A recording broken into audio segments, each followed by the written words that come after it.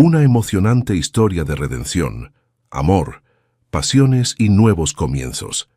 En la luna de miel, él descubrió que ella era virgen y lloró. Pero lo que ella reveló aquella noche fue mucho más que pureza. El vestido de novia todavía colgaba en el closet cuando Paloma finalmente logró respirar con normalidad. 3 días habían pasado desde que regresaron de San Miguel de Allende y la tela de seda continuaba allí, inmaculada y pesada como una sentencia. Ella evitaba mirarlo cada mañana, pero su presencia llenaba la habitación con una densidad casi sofocante. Mateo preparaba café en la cocina del apartamento en Polanco. El sonido del agua hirviendo y el aroma de los granos tostados creaban una normalidad doméstica que ella aún no sabía cómo habitar. Casada. Estaba casada. La palabra resonaba en su mente como un eco distante, cargada de significados que había pasado décadas tratando de borrar de su memoria. La ceremonia había sido pequeña, discreta. Solo los amigos más cercanos de Mateo y 2 colegas de la universidad, donde ella enseñaba historia del arte. Ninguna familia de su lado, porque no había familia para invitar. Cuando le preguntaban sobre sus parientes, Paloma siempre desviaba la conversación con una sonrisa melancólica y una explicación vaga sobre pérdidas prematuras. Mentiras necesarias que había aprendido a abordar con perfección a lo largo de los años. El padre de Mateo, Héctor Mendoza, había asistido a la ceremonia con la postura altiva de quien carga décadas de victorias en los tribunales más importantes del país. Era un hombre imponente, de cabellos canosos perfectamente peinados y ojos que parecían evaluar a cada persona como una posible pieza en un tablero de ajedrez. Paloma sintió un escalofrío inexplicable cuando él la saludó después de la ceremonia, sosteniendo su mano unos segundos más de lo que el protocolo exigía. «Bienvenida a la familia, Paloma», había dicho con una sonrisa que no llegaba a los ojos. «Espero que traigas felicidad a mi hijo». Había algo en aquellas palabras, una inflexión particular en la forma como pronunció su nombre, que hizo que Paloma retrocediera instintivamente. Pero Mateo apareció en aquel momento, rodeándola por la cintura con el cariño protector que ella todavía estaba aprendiendo a aceptar. Ahora sentada al borde de la cama que compartían desde hace apenas una semana, Paloma tocaba la alianza en su dedo anular. El oro blanco reflejaba la luz suave de la mañana capitalina, y ella se preguntaba si algún día conseguiría mirar aquel círculo perfecto sin sentir el peso de 3 décadas de silencio forzado. «Paloma, el café está listo». La voz de Mateo llegaba cargada de una ternura que aún la desarmaba. Él había pasado los últimos 6 meses conquistando su confianza con la paciencia de quien descifraba un manuscrito antiguo, página por página, sin prisa, sin fuerza.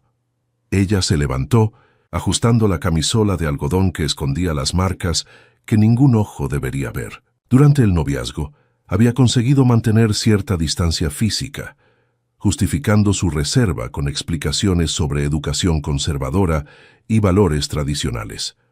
Mateo había respetado cada límite, cada retroceso, cada momento en que ella necesitaba espacio. Tal vez por eso había aceptado casarse con él, porque por primera vez en la vida, un hombre la trataba como si estuviera hecha de algo más delicado que carne.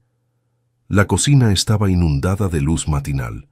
Mateo usaba solo un pantalón corto de pijama, y sus hombros anchos se movían con economía de gestos mientras preparaba la mesa. A los 35 años, mantenía el físico atlético de quien todavía encontraba tiempo para nadar las mañanas de sábado en el Deportivo Chapultepec. Era guapo de una forma clásica, con rasgos que recordaban a una escultura, y Paloma a veces se preguntaba qué veía un hombre como él en ella. «¿Dormiste bien?».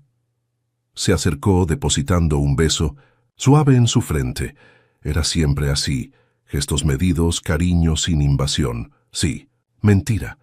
Había despertado 3 veces durante la noche, sudando frío, con fragmentos de sueños que parecían más recuerdos que creaciones de su subconsciente. Se sentaron a la mesa y Mateo comenzó a hablar sobre el caso que estaba defendiendo, un joven acusado injustamente de narcotráfico.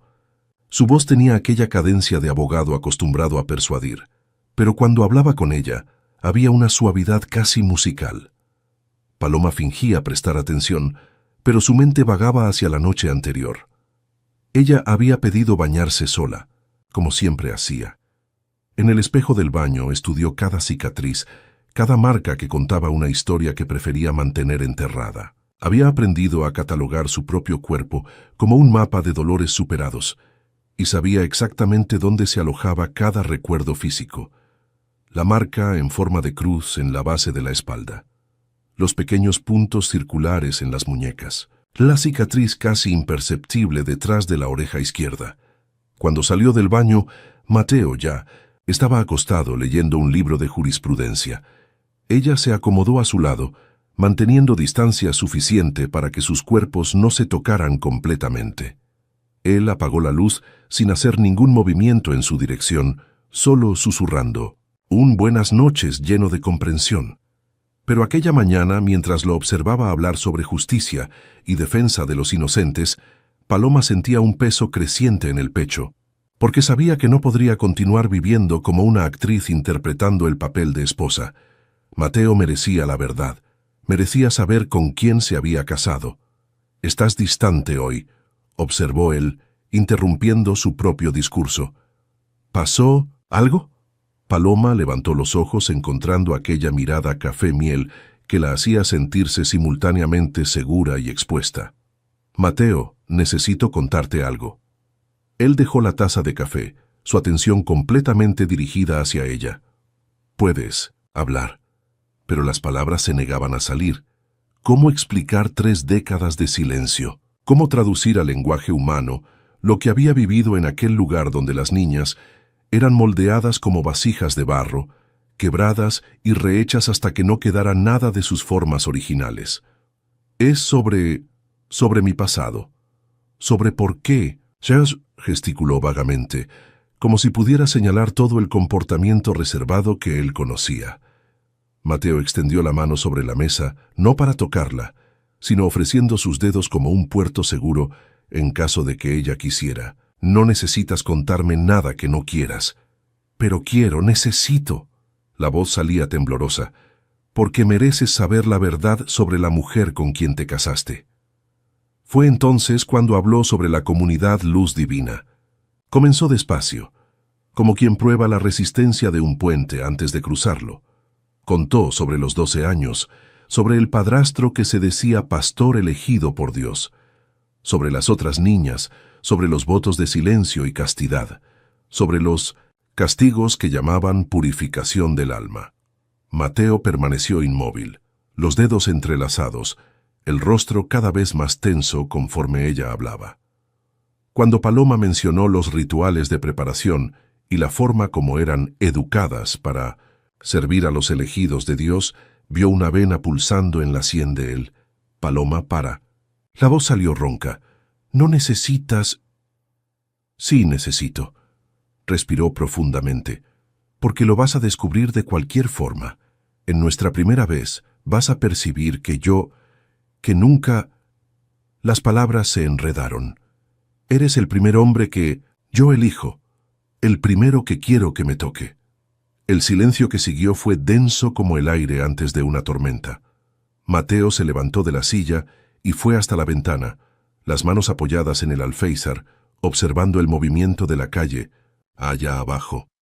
Paloma podía ver la tensión en sus hombros, la forma como sus dedos se crispaban contra el mármol. ¿Por cuánto tiempo? La pregunta salió baja, controlada. 17 años. Conseguí salir cuando tenía 29. Después de la muerte de él. Mateo se giró y fue entonces cuando ella vio las lágrimas. No eran lágrimas de lástima, sino de una rabia contenida que parecía quemarle por dentro. ¿Cómo conseguiste mantenerte cuerda durante todo ese tiempo? No sé si lo conseguí. La honestidad de la respuesta lo sorprendió. Creo que parte de mí murió allá, y parte de mí todavía está tratando de aprender a vivir aquí afuera. Él volvió cerca de ella, arrodillándose al lado de la silla. «Paloma, mírame». Cuando ella levantó el rostro, Él continuó. Nada. De lo que pasaste cambia lo que siento por ti. Nada. Dices eso ahora, pero no existe pero. La firmeza en su voz era absoluta. Eres la mujer más valiente que conozco. Sobrevivir a eso, conseguir salir, rehacer tu vida, convertirte en profesora, dejarme entrar en tu vida. Eso no es solo valentía, Paloma. Eso es un milagro. Ella se derrumbó. 3 décadas de lágrimas reprimidas se liberaron de una sola vez, y Mateo la envolvió en sus brazos, dejando que llorara contra su pecho hasta que no quedara más por salir. Más tarde, cuando consiguió recomponerse, conversaron sobre los detalles prácticos. Paloma explicó cómo había cambiado de nombre al salir de la comunidad, cómo había construido una identidad nueva con ayuda de organizaciones de amparo a sobrevivientes. Habló sobre los años de terapia, sobre las pesadillas que todavía la visitaban, sobre el miedo constante a ser encontrada. ¿Ellos todavía existen? Mateo preguntó, y ella percibió que el abogado en él ya estaba evaluando posibilidades legales. No sé, después de que el pastor Gabriel murió, la comunidad se dispersó, pero algunas personas importantes de la sociedad frecuentaban los retiros. Hombres poderosos tenían interés en mantener todo en silencio. La mandíbula de Mateo se contrajo. ¿Qué tipo de hombres? Empresarios, políticos, jueces, gente que el pastor Gabriel llamaba pilares del nuevo orden. Decía que estaban construyendo una sociedad más pura. Paloma sintió un escalofrío. Yo era muy joven, no entendía completamente, pero recuerdo rostros, nombres siendo susurrados. ¿Denunciaste cuando saliste? Lo intenté, pero no tenía pruebas, y ellos saben cómo hacer que las cosas desaparezcan. Aquella noche, Mateo la sostuvo mientras dormía, alejando las pesadillas con su presencia sólida y protectora. Pero él permaneció despierto por horas, procesando todo lo que había escuchado, sintiendo una mezcla de amor feroz y rabia que amenazaba con consumirlo. En los días siguientes, establecieron una nueva rutina. Mateo canceló algunos compromisos para quedarse más tiempo en casa, y comenzaron a explorar una intimidad diferente, hecha de conversaciones largas, de toques cuidadosos, de silencios compartidos. Paloma hablaba sobre su vida en la comunidad en pequeñas dosis, como quien remueve espinas de una herida infectada. Contó sobre Jimena, una niña 2 años menor que se había convertido en su mejor amiga en secreto, sobre cómo se comunicaban a través de códigos escritos en pequeños papeles escondidos en los libros de la biblioteca, sobre los planes de fuga que hacían susurrando en la oscuridad, y sobre cómo Jimena había desaparecido una noche, pocos meses antes de la muerte del pastor Gabriel. Nunca supe qué pasó con ella, Paloma confesó una tarde mientras organizaba sus libros de arte en el nuevo estante que Mateo había instalado. Pregunté, pero dijeron que había sido transferida a otra comunidad. Era así como llamaban cuando alguien simplemente desaparecía. Mateo observaba sus movimientos delicados mientras ella arreglaba los volúmenes. Había algo casi ritualístico en la forma como manipulaba cada libro, como si estuviera bendiciendo objetos sagrados. ¿Ya intentaste buscarla? Después de que salí, sí, pero no encontré ningún rastro. Es como si nunca hubiera existido. Una semana después de la revelación, hicieron el amor por primera vez. Fue lento, cuidadoso, lleno de pausas y preguntas susurradas. Paloma lloró, pero no de dolor, de alivio, de gratitud, de una sensación de reconstrucción que no sabía que era posible. Mateo la sostuvo después, sintiendo el peso de la responsabilidad de ser el primer hombre en tocarla con amor en vez de dominación.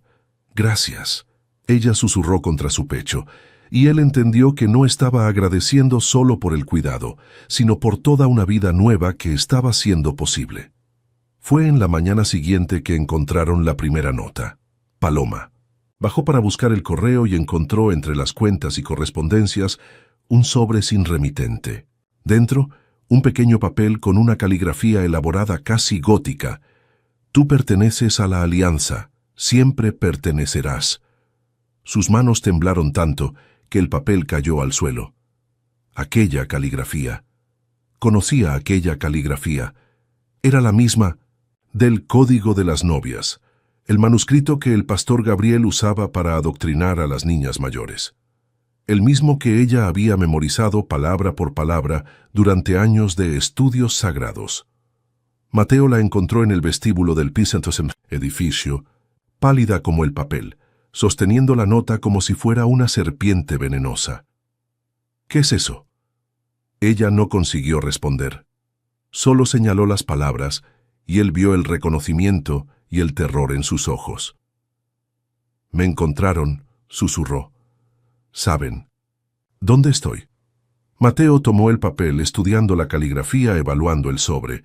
«Esto puede ser una broma de mal gusto, o alguien tratando de asustarte. ¿No entiendes?» Paloma lo agarró por el brazo. «Esta caligrafía, conozco esta caligrafía. Es la misma de los manuscritos de la comunidad. Alguien que estuvo allí escribió esto». Aquella noche, instalaron nuevos sistemas de seguridad en Tintos, el apartamento. Mateo llamó a algunos contactos en la policía, pero sin evidencia concreta de amenaza, había poco que pudieran hacer oficialmente. Comenzó a investigar por cuenta propia, usando sus recursos como abogado para acceder a registros antiguos sobre la comunidad Luz Divina. Lo que descubrió lo dejó aún más preocupado. La comunidad había sido investigada brevemente en los años 90, pero el caso había sido archivado sin explicación. Los nombres de los investigadores responsables habían sido removidos de los archivos, y no había registro de testimonios o evidencias recolectadas. Es como si alguien hubiera borrado a propósito cualquier rastro de la investigación, explicó a Paloma, mientras revisaban los documentos que había conseguido obtener. «Te dije que tenían protección. Hombres poderosos, Mateo. Gente que no podría darse el lujo de ser asociada a aquel lugar». Fue entonces cuando ella mencionó otro detalle que hizo que la sangre de Mateo se helara. Entre los pilares del nuevo orden que frecuentaban la comunidad, había un abogado criminalista famoso en la Ciudad de México, alguien a quien el pastor Gabriel llamaba respetuosamente licenciado Héctor. El nombre resonó en la mente de Mateo como una campana fúnebre. Pensó en el apretón de manos prolongado de su padre con Paloma en la boda, en la sonrisa que no llegaba a los ojos, en la forma como había pronunciado el nombre de ella con una familiaridad extraña. «Paloma». Su voz salió ronca. «¿Cómo era ese licenciado Héctor? ¿Recuerdas su rostro?» Ella cerró los ojos forzando la memoria. Alto, cabellos canosos, ojos claros. Tenía una cicatriz pequeña en la barbilla, del lado derecho, y una forma particular de hablar, como si cada palabra fuera escogida cuidadosamente. Mateo sintió el mundo derrumbarse a su alrededor, la cicatriz en la barbilla, la manera de hablar calculada, la postura imponente. Su padre. Corrió al baño, vomitando todo lo que había comido aquel día. Paloma lo siguió preocupada, pasando la mano por su espalda mientras él se apoyaba en el lavabo, temblando. «¿Qué pasó? ¿Qué sucedió?» Él se enderezó mirando su propio reflejo en el espejo. Veía los ojos de su padre, la misma línea de la barbilla, la misma estructura ósea. Por un momento, sintió asco de sí mismo. «Paloma, creo que conozco al hombre que describiste». «¿Cómo así?» Mateo se giró para encararla y ella vio algo quebrarse en su mirada. «El licenciado Héctor que frecuentaba la comunidad. Creo que es mi padre». El silencio que siguió fue absoluto. Paloma retrocedió un paso, como si hubiera recibido un puñetazo en el estómago. Las implicaciones de aquella revelación se desarrollaban en su mente como una película de horror. «No puede ser», susurró. «No puede ser». Pero mientras negaba, recordaba la sensación de incomodidad que había sentido al saludar a Héctor Mendoza en la boda, el reconocimiento subconsciente que su mente traumatizada había registrado, pero que no había conseguido procesar completamente. Mateo se acercó a ella lentamente, como quien se aproxima a un animal herido. «Paloma, escucha. Si es él, si realmente es mi padre, yo voy a...» «¿Vas a qué?». La voz de ella salió cortante. ¿Denunciar a tu propio padre? ¿Destruir tu carrera, tu familia, tu vida entera por causa de una sospecha? Voy a hacer lo que sea necesario para protegerte. Pero Paloma ya estaba sacudiendo la cabeza, los ojos llenándose de lágrimas nuevamente. No entiendes lo que esto significa, Mateo. Si tu padre estaba allí, si conocía al pastor Gabriel, entonces sabe quién soy. Siempre lo supo. La implicación golpeó a Mateo como un rayo. Si su padre había reconocido a Paloma en la boda, si él había sido uno de los pilares de la comunidad, entonces la nota no era una amenaza aleatoria. Era una advertencia. O peor, era una forma de decir que ellos siempre supieron dónde estaba ella. Aquella noche apenas durmieron. Se quedaron despiertos planeando, discutiendo opciones, tratando de entender la extensión de lo que estaban enfrentando. Paloma quería huir, desaparecer nuevamente, rehacer su identidad una vez más. Mateo quería confrontar al padre, forzarlo a confesar todo. Pero ambos sabían que no sería tan simple, porque si Héctor Mendoza realmente había sido parte de la comunidad Luz Divina, si conocía los secretos que Paloma cargaba, entonces no estaban lidiando apenas con un pasado enterrado. Estaban lidiando con un presente peligroso, donde el amor que habían encontrado uno en el otro podía ser el arma que sus enemigos usarían para destruirlos. La lluvia golpeaba violentamente contra las ventanas del bufete de abogados Mendoza, tan asociados, cuando Mateo finalmente decidió confrontar a su padre. 3 días habían pasado desde el descubrimiento. 3 noches de insomnio absoluto, donde él y Paloma se alternaban entre planes desesperados de fuga y la necesidad casi obsesiva de entender la verdad. Héctor Mendoza estaba en su escritorio de caoba, revisando un proceso criminal de alta repercusión, cuando Mateo entró sin llamar. El hombre mayor levantó los ojos con la expresión de irritación controlada que reservaba para interrupciones indeseadas, pero algo en la postura del hijo lo hizo recostarse en la silla. «Necesitamos hablar», dijo Mateo, cerrando la puerta, tras de sí. «Si es sobre el caso Sánchez, ya te dije que no voy a aceptar que tú. No es sobre trabajo». Mateo se acercó al escritorio, colocando una fotografía impresa en la madera pulida. Era una imagen que había encontrado en los archivos antiguos de la policía. El pastor Gabriel, al lado de un grupo de hombres bien vestidos frente a una propiedad rural. Es sobre esto. Héctor bajó los ojos hacia la foto, y Mateo vio algo que nunca había visto en el rostro del padre: miedo genuino. Fue apenas un destello, rápidamente enmascarado por la expresión neutra que había cultivado durante décadas de tribunal, pero fue suficiente para confirmar las sospechas más terribles. «¿Dónde conseguiste eso?» «Eso no importa».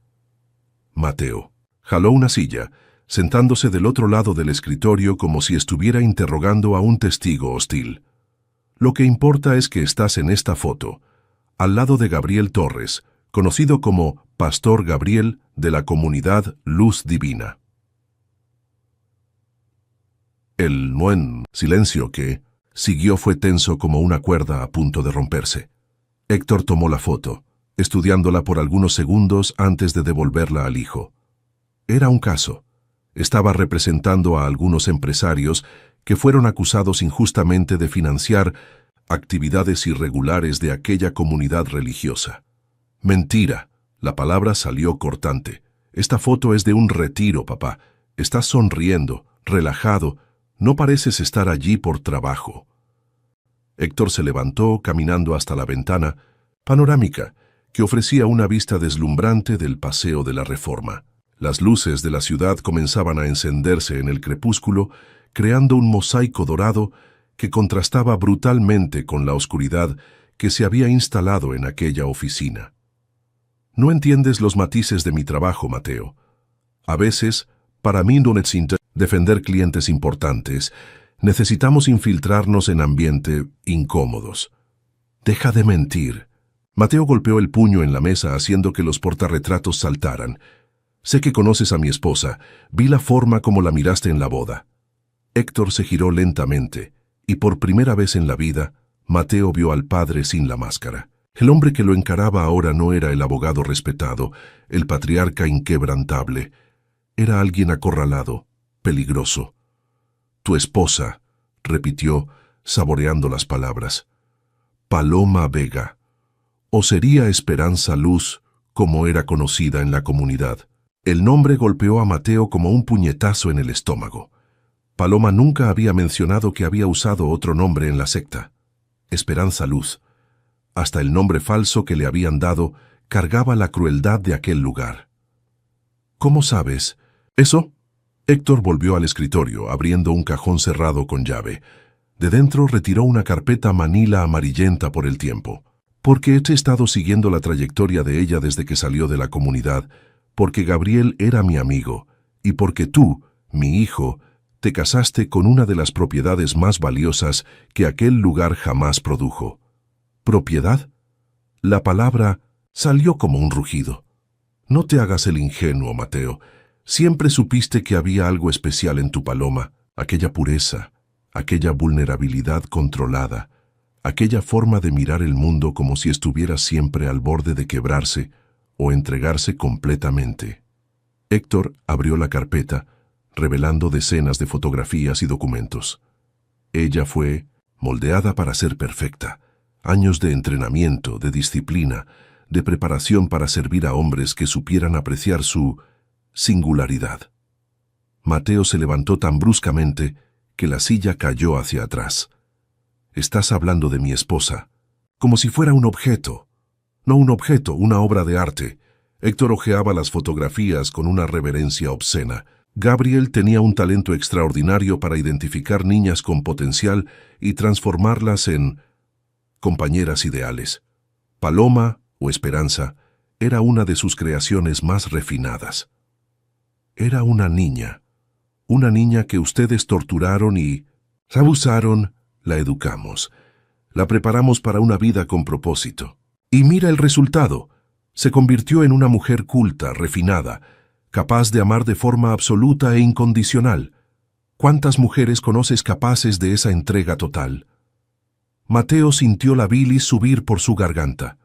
La forma como el padre hablaba sobre Paloma, sobre su sufrimiento, como si fuera algo positivo, algo a ser celebrado, hacía que quisiera romper todo en aquella oficina. «Eres un monstruo. Soy un hombre que reconoce calidad cuando la ve». Héctor se recostó en la silla, recuperando la compostura. «Y tú, mi hijo, tuviste la suerte extraordinaria de enamorarte de una de las últimas representantes de un arte perdido. Deberías agradecerme, agradecerte, por no haber interferido cuando descubrí que ustedes estaban relacionándose, por haber permitido que te casaras con ella, por haber mantenido su pasado en secreto todos estos años». Mateo lo encaró, procesando las implicaciones de aquellas palabras. «Sabías desde el principio, cuando te la presenté, ya sabías quién era ella. Desde el primer momento, Esperanza siempre fue inolvidable». Héctor sonrió, y había algo profundamente perturbador en aquella expresión. Ella creció para ser exactamente lo que Gabriel previó, una mujer de belleza trascendente, entrenada para amar sin reservas, para entregarse completamente al hombre que eligiera. «Deja de hablar de ella así. Mateo, cálmate. Deberías estar feliz. ¿Cuántos hombres tienen la oportunidad de casarse con una mujer que fue literalmente criada para amar?» Mateo se apoyó en la mesa, tratando de controlar la rabia que amenazaba con explotar. «La nota. Fuiste tú quien mandó la nota». «¿Qué nota? Tú perteneces a la alianza. Siempre pertenecerás. Fuiste tú». Héctor frunció el ceño, una expresión genuina de confusión cruzando su rostro. «No sé de qué estás hablando. No me mientas». «No estoy mintiendo, Mateo. ¿Qué nota es esa?» La confusión en el rostro del padre parecía demasiado real para ser actuación. Mateo sintió un escalofrío en la columna. Si Héctor no había enviado la nota, entonces, ¿quién había sido? Alguien mandó una amenaza para Paloma, con la caligrafía de los manuscritos de la comunidad. Héctor se enderezó en la silla, la expresión cambiando a algo que parecía preocupación genuina. «¿Cuándo? Hace 3 días, justo después de que ella me contara sobre su pasado. Eso es preocupante. Héctor abrió otro cajón, retirando un teléfono celular antiguo. La comunidad se dispersó después de la muerte de Gabriel, pero no todos los miembros desaparecieron. Algunos formaron grupos menores, más radicales. ¿Qué grupos? Gabriel tenía un círculo interno, hombres que creían verdaderamente en la misión de la comunidad. Cuando él murió, algunos de ellos se sintieron abandonados. Perdieron sus fuentes de entretenimiento. Mateo sintió el estómago revolverse nuevamente. Entretenimiento. Las niñas mayores, las que habían completado el entrenamiento, eran compartidas entre los miembros más devotos durante los retiros especiales. Era considerado un honor, una forma de comunión espiritual. Estás hablando de violación colectiva. Estoy hablando de un sistema de valores diferente del tuyo. Héctor guardó el teléfono. Pero el punto es que algunos de esos hombres nunca aceptaron el fin de la comunidad. Formaron una organización propia, llamada Alianza de los Puros. Continúan, buscando a las mujeres que escaparon. La palabra escaparon fue pronunciada con comillas invisibles, como si la libertad de Paloma fuera un crimen contra la naturaleza. ¿Y tú no hiciste nada para detenerlos? No es de mi incumbencia. Me alejé de ese mundo cuando Gabriel murió. Mantengo apenas un interés académico en lo que pasó con algunas de las niñas más destacadas. Como Paloma. Como tu esposa, sí. Héctor volvió a mirar por la ventana. Pero si la alianza realmente está tras ella, ustedes dos están en peligro real. Esos hombres no tienen las moderaciones que Gabriel imponía. Son más brutales, más directos en sus métodos. Mateo sintió el mundo girar a su alrededor. ¿Cuántos son? No sé con certeza. Tal vez una docena, tal vez más. Hombres poderosos, con recursos, con conexiones, jueces, empresarios, políticos, personas que pueden hacer desaparecer a alguien sin dejar rastros. Como tú. Héctor sonrió fríamente. Como yo, sí. Pero yo, a diferencia de ellos, no tengo interés en recuperar lo que considero perdido. Tu esposa hizo su elección. Te eligió a ti. Había algo en la forma como lo dijo, una inflexión particular que hizo que Mateo percibiera una verdad aún más perturbadora. Su padre había deseado a Paloma para sí mismo. La querías para ti. Yo admiraba la obra de arte que Gabriel había creado, pero nunca interferí en los planes de él para ella. Héctor se giró nuevamente. Gabriel creía que Esperanza era demasiado especial para ser compartida en los retiros comunes. La estaba preparando para algo mayor. ¿Para qué? Para convertirse en la esposa de alguien importante. Alguien que pudiera apreciar verdaderamente su educación. Llegó a sugerir que yo considerara una unión. Mateo tuvo que apoyarse en la pared para no desmayarse. ¿Estabas pensando en casarte con una niña que viste crecer en aquel infierno? Ya no era una niña cuando Gabriel murió.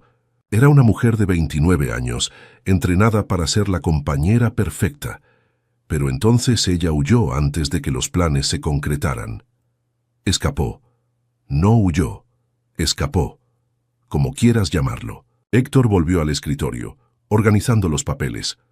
El punto es que ahora es tu esposa, y si la alianza realmente está tras ella, necesitas protegerla. ¿Cómo? Desapareciendo, saliendo del país, cambiando de identidad nuevamente. Héctor tomó una tarjeta de presentación de un cajón diferente. Tengo contactos que pueden proporcionar documentos, pasaportes, una vida nueva en cualquier lugar del mundo. Mateo tomó la tarjeta mirando el nombre impreso. Era de una empresa de seguridad internacional con sede en Zúrich. ¿Por qué me ayudarías? Porque a pesar de todo eres mi hijo y porque... Héctor dudó como si estuviera debatiendo internamente si debería continuar. Porque tu madre me hizo prometer, antes de morir, que yo protegería a cualquier mujer que tú llegases a amar verdaderamente. Mi madre sabía. Tu madre sabía todo, sobre Gabriel, sobre la comunidad, sobre mi participación. Nunca aprobó, pero tampoco me impidió. Héctor abrió otro cajón, retirando una carta amarillenta. Dejó esto para ti. Dijo que deberías recibirla cuando te casaras con alguien a quien amaras verdaderamente. Mateo tomó la carta con manos temblorosas. En el sobre, reconoció la caligrafía delicada de la madre. Para Mateo, cuando encuentres tu gran amor. Lee en casa, sugirió Héctor, y piensa seriamente en mi oferta. La alianza no se rinde fácilmente. Mateo guardó la carta en el bolsillo interno del saco, junto con la tarjeta de la empresa de seguridad. Si realmente quieres ayudarnos, dame más información sobre esos hombres, nombres, direcciones, cualquier cosa que pueda ayudarnos a protegernos. Héctor dudó. Después abrió la computadora. Voy a enviar algunos archivos a tu correo, pero Mateo, cuando veas lo que está en esos archivos, entenderás por qué estoy sugiriendo que desaparezcan. Aquella noche, Mateo regresó a casa cargando el peso de revelaciones que parecían imposibles de procesar. Encontró a Paloma en la cocina, preparando una cena que ninguno de los dos tendría estómago para comer. Ella estaba usando un vestido simple de algodón azul, el cabello recogido en un moño bajo, y por un momento él consiguió verla como su padre la veía, una obra de arte creada para ser admirada y poseída. El pensamiento lo repugnó. ¿Cómo fue?, preguntó ella sin girarse de la estufa. Mateo se acercó envolviéndola por la cintura desde atrás, necesitando sentir que ella era real, que era suya por elección y no por programación. Confirmó todo, y descubrimos cosas peores. Ella se giró en sus brazos estudiando su rostro. ¿Peores como qué? Él contó sobre la conversación con el padre, sobre la alianza de los puros, sobre los planes que Gabriel tenía para ella. Vio a Paloma palidecer progresivamente, sus manos comenzando a temblar, cuando él mencionó que había sido preparada para casarse con alguien específico. Lo sabía, susurró. En el fondo, siempre supe que había algo diferente sobre la forma como me trataba. A las otras niñas las usaban en los retiros desde los 16, 17 años. A mí nunca. Él siempre decía que yo era especial, que estaba siendo guardada para algo mayor. Paloma. Él me estaba moldeando para ser la esposa perfecta de alguien, ¿no es así? Ella se alejó de él caminando hasta la ventana, como un caballo de raza siendo preparado para un comprador específico. No hables así de ti misma. Pero es verdad, ¿no? Todo lo que soy, todo lo que siento, la forma como me relaciono contigo, todo eso fue programado en mí por años de condicionamiento. Ella rió amargamente. Hasta mi amor por ti puede ser artificial. Mateo la alcanzó, girándola para encararlo. Mírame, lo que sientes por mí es real. Sé que lo es. ¿Cómo puedes estar seguro? ¿Cómo podemos estar seguros de cualquier cosa? Porque él sostuvo el rostro de ella entre las manos. Cuando me elegiste, fue la primera elección verdaderamente libre de tu vida. Gabriel no te programó para amarme. Tú decidiste eso sola. Lágrimas corrían por el rostro de ella. ¿Y si estoy tan quebrada que ni consigo diferenciar entre amor real y condicionamiento? Entonces lo descubriremos juntos. Pero no dejaremos que ellos destruyan lo que construimos. Aquella noche, después de que Paloma finalmente consiguió dormir, Mateo abrió la carta de la madre.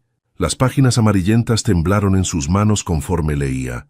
Mi querido Mateo, si estás leyendo esto, significa que encontraste a alguien para amar verdaderamente, y espero que sea una mujer que merezca todo el amor puro que sé que llevas en el corazón. Necesito confesar algo que me atormenta desde hace años. Tu padre se involucró con personas muy peligrosas, en actividades que nunca conseguí perdonar completamente. Había una comunidad religiosa donde cosas terribles ocurrían con niños, especialmente niñas. Él decía que era solo trabajo, que estaba defendiendo clientes, pero yo sabía que había más. Una vez trajo a casa fotografías de una niña. No era pornografía, pero había algo en la forma como miraba aquellas imágenes que me hizo percibir que no era solo interés profesional. La niña tenía ojos que parecían demasiado viejos para el rostro joven, como si hubiera visto cosas que ningún niño debería ver. Quemé las fotografías, pero nunca conseguí olvidar aquellos ojos. Años después, cuando la comunidad fue investigada, tu padre trabajó incansablemente para que el caso fuera archivado. Destruyó evidencias, intimidó testigos, hizo cosas que un abogado ético jamás haría. Y cuando cuestioné, dijo que estaba protegiendo a hombres importantes de malentendidos. Debería haber denunciado.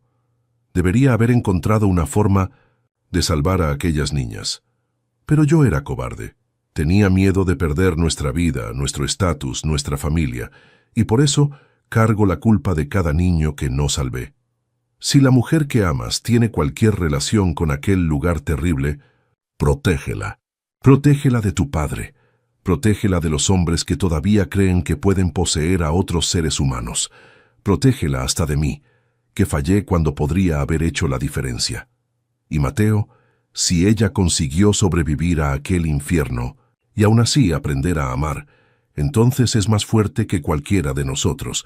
No la dejes dudar de su propia fuerza. Con amor y arrepentimiento, tu madre, Elena. Mateo dobló la carta con manos temblorosas. Su madre había conocido a Paloma a través de las fotografías. Había visto el sufrimiento en sus ojos años antes de que él naciera, y aún así no había conseguido salvarla. Miró a Paloma durmiendo a su lado, tan pequeña y vulnerable en la oscuridad, e hizo una promesa silenciosa. Él no sería como la madre. No sería un espectador, pasivo. Lucharía por ella, aunque eso significara destruir a su propia familia. A la mañana siguiente, encontraron una segunda nota. Esta vez no estaba en el correo. Estaba pegada en la ventana de la habitación, del lado de afuera, en el 10º piso del edificio. Esperanza está llamando. Es hora de volver a casa. Paloma se derrumbó cuando vio las palabras. No solo por el contenido, sino porque percibió que alguien había conseguido acceso al edificio, había escalado o descendido hasta su ventana, había estado allí mientras dormían. Estuvieron aquí, susurró. Nos vieron durmiendo. Mateo llamó a la policía, pero sabía que sería inútil. No había evidencias físicas, no había testigos, no había nada además de un pedazo de papel que podría haber sido colocado allí por cualquier persona. Fue cuando decidió aceptar la ayuda del padre. Aquella tarde, Héctor llegó al apartamento, acompañado de 2 hombres que se presentaron solo como especialistas en seguridad. Instalaron sistemas de vigilancia discretos, alteraron las cerraduras, proporcionaron teléfonos celulares encriptados. Ustedes tienen tal vez 48 horas antes de que hagan un movimiento más directo, explicó uno de los hombres.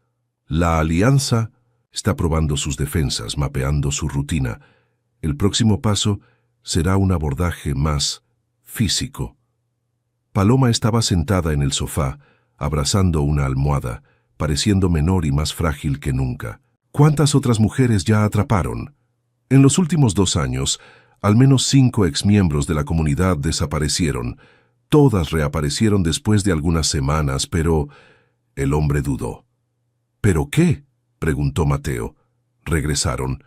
Diferentes, quebradas nuevamente. 2 se suicidaron pocos meses después. Las otras simplemente desaparecieron de la vida normal. Dejaron empleos, familias, como si hubieran vuelto a algún tipo de cautiverio voluntario. Paloma comenzó a llorar silenciosamente. Las reprogramaron. Deshicieron años de terapia, de reconstrucción, de sanación. Es probable, confirmó el hombre. La alianza cree que ustedes son propiedad de ellos, que tienen el derecho de recorregir a cualquier mujer que se haya desviado del camino. Aquella noche, Paloma y Mateo hicieron el amor con una urgencia desesperada, como si fuera la última vez. Cada toque cargaba el peso de todas las despedidas no dichas. Cada beso era una promesa de resistencia. «Si me atrapan», susurró ella. Contra su pecho, después no vengas tras de mí. Nunca digas eso. Mateo, escucha. Si me llevan, van a tratar de quebrarme nuevamente. Van a tratar de borrar todo lo que construí, todo lo que aprendí sobre amor, sobre elección, sobre libertad. Y tal vez lo consigan. Ella levantó el rostro para mirarlo. Pero incluso si consiguen borrar mi memoria, incluso si me transforman nuevamente en aquella esperanza asustada, este momento, este amor que siento por ti ahora, esto es real, y siempre fue real. Mateo la besó, saboreando las lágrimas, saladas en sus labios. Vamos a salir de esto juntos, lo prometo. Pero en el fondo ambos sabían que algunas promesas son imposibles de cumplir, y conforme la madrugada avanzaba, permanecieron despiertos, memorizando cada detalle uno del otro, preparándose para una guerra que podría destruir todo lo que habían construido juntos. La semana siguiente pasó como una niebla espesa de paranoia e hipervigilancia. Paloma y Mateo apenas salían del apartamento, comunicándose con el mundo exterior solo a través de los teléfonos encriptados que los especialistas en seguridad habían proporcionado. Cada ruido en el pasillo los hacía saltar, cada sombra en la ventana los dejaba en alerta máxima. Fue durante una de esas mañanas tensas, mientras Paloma hojeaba distraídamente un periódico en línea, que vio la convocatoria para el Congreso Internacional de Derechos Humanos que ocurriría en la Ciudad de México la semana siguiente. El evento reuniría especialistas, activistas y sobrevivientes de varias formas de violencia para discutir estrategias de combate al abuso sistémico. Mateo, llamó, la voz cargada de una determinación que él no oía desde hacía días. Necesito hacer algo. Él se acercó leyendo por encima del hombro de ella. No, ni lo pienses, ni siquiera sabes lo que voy a decir. Sé exactamente lo que estás pensando, y es una locura. Mateo se sentó a su lado en el sofá. Paloma, nos estamos escondiendo por un motivo. Que aparezcas en público, incluso anónimamente, es suicidio. Tal vez sea exactamente lo que necesito hacer. Ella cerró la laptop girándose para encararlo. Mateo, ¿cuántas otras mujeres están pasando por lo que yo pasé? ¿Cuántas todavía están presas en lugares como aquel, siendo preparadas para hombres que creen que pueden comprar seres humanos? ¿Y crees que una conferencia va a cambiar eso? No una conferencia, una declaración de guerra. Los ojos de Paloma brillaban con una intensidad que él raramente veía. Ellos me quieren de vuelta porque creen que soy propiedad suya, pero si aparezco públicamente, si cuento mi historia para el mundo entero, perderán todo el poder que tienen sobre mí. Mateo sacudió la cabeza. O te matarán para que no cuentes nada más. Entonces que me maten. Pero al menos otras mujeres sabrán que es posible escapar y que es posible luchar. La discusión se extendió por horas. Mateo presentó todos los argumentos lógicos, todos los riesgos, todas las consecuencias posibles. Pero Paloma había tomado una decisión, y él reconocía en ella la misma terquedad feroz que la había mantenido viva durante 17 años de cautiverio. Si vas a hacer esto, dijo finalmente, entonces vamos a hacerlo bien, con todas las precauciones posibles. Los días siguientes trabajaron febrilmente para organizar todo. Héctor, sorprendentemente, ofreció su ayuda, proporcionando contactos en la organización del evento y garantizando que la identidad de Paloma permaneciera protegida. Los especialistas en seguridad desarrollaron un plan elaborado. Paloma hablaría usando un velo que ocultara completamente su rostro. Un modulador de voz distorsionaría su habla y sería escoltada para entrar y salir del evento por un equipo de guardias de seguridad. Esto es lo más cercano que podemos llegar a la invisibilidad. Total, explicó uno de los hombres, pero aún así es un riesgo enorme. En la víspera del evento, Paloma pasó horas escribiendo y reescribiendo su discurso. Quería contar su historia de forma que tocara a las personas sin convertirse en pornografía de sufrimiento. Necesitaba ser valiente sin ser imprudente, honesta sin ser autoindulgente. Mateo la observaba trabajar, impresionado con la transformación que veía en ella. La mujer frágil y atormentada que había conocido estaba siendo sustituida por alguien con una fuerza interior que irradiaba como fuego. Era aún más bella así, más completa, más ella misma. ¿Estás segura de que quieres hacer esto?, preguntó por 10ª vez aquella noche. Por primera vez en mucho tiempo, tengo certeza absoluta de algo. Ella levantó los ojos del papel. Mateo, durante 17 años, me hicieron creer que no tenía voz, que mi única función era oír, obedecer, servir, pero tengo una voz, y otras mujeres necesitan oírla. El día del Congreso, el centro Banamex estaba lleno. Periodistas, activistas, académicos y curiosos llenaban el auditorio principal, creando un murmullo expectante. La conferencia de Paloma había sido anunciada solo como testimonio de una sobreviviente, pero el misterio en torno a su identidad había generado una atención inesperada. Paloma estaba entre bastidores, usando un vestido negro simple y un velo de seda que cubría completamente su rostro y cabello. Las manos temblaban ligeramente, pero su respiración estaba controlada. Mateo sostenía su mano libre, transmitiendo toda la fuerza y amor que podía. «Recuerda lo que conversamos», susurró. «No estás sola. Estoy aquí mismo y saldremos juntos en cuanto termines». «Lo sé». Ella apretó su mano. «Mateo, independientemente de lo que pase después, gracias por dejarme hacer esto, por confiar en mí. Siempre». Cuando llegó su turno de hablar, Paloma caminó hasta el podio con pasos firmes. El auditorio quedó en silencio total. Cientos de personas dirigiendo su atención a la figura misteriosa en el escenario. Ella ajustó el micrófono, respiró profundamente y comenzó. «Buenas tardes. Mi nombre no importa, porque podría ser el nombre de cualquiera de ustedes. Podría ser su hija, su hermana, su mejor amiga. Podría ser usted misma». La voz distorsionada por el modulador electrónico resonaba por el auditorio con una cualidad casi fantasmagórica. «Estoy aquí para hablar sobre algo que nuestra sociedad prefiere fingir que no existe. La compra y venta de seres humanos disfrazada de religión». Ella contó sobre los 12 años de edad, sobre el padrastro que se decía pastor, sobre la comunidad aislada donde niños eran transformados en propiedad.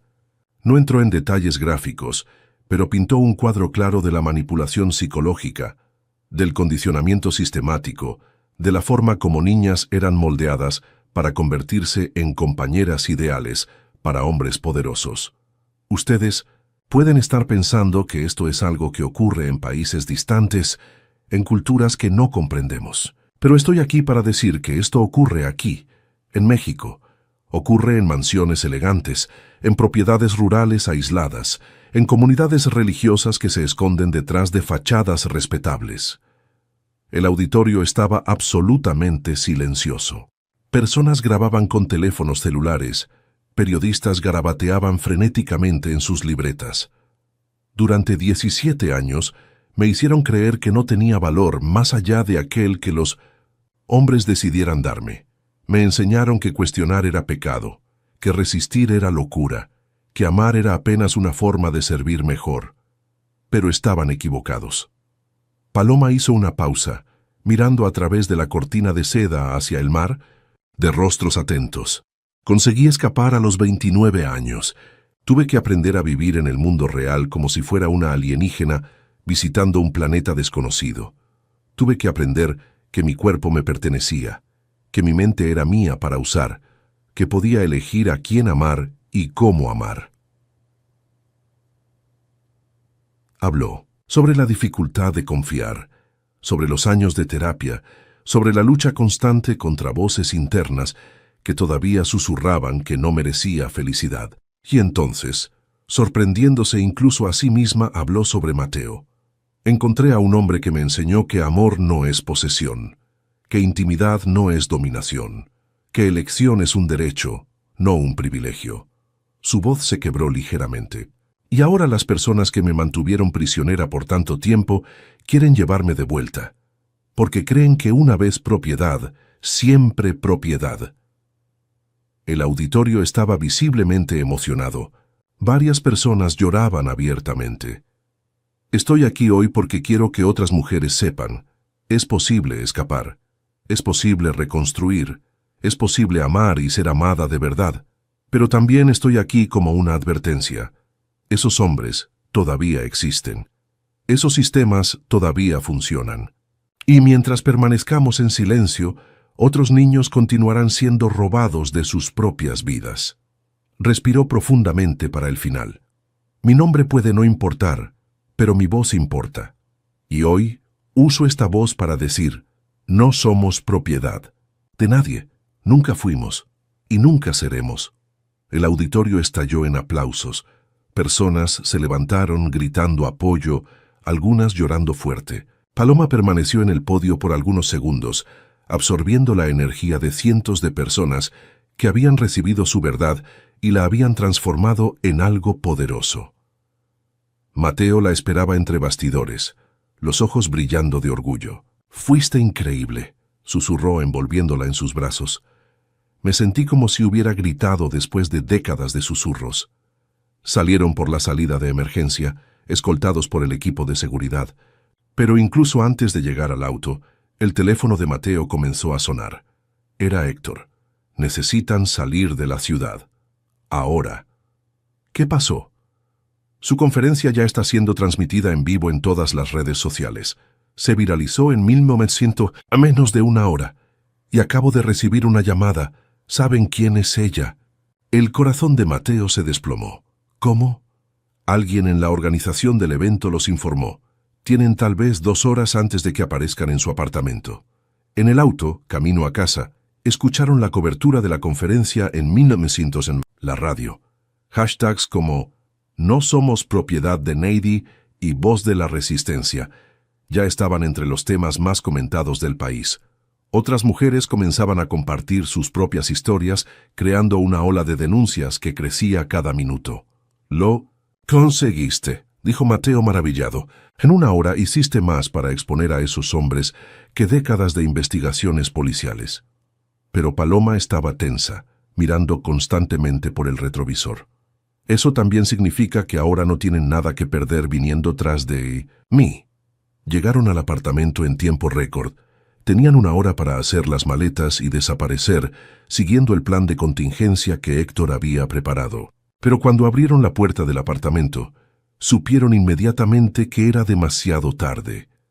El lugar había sido completamente revuelto.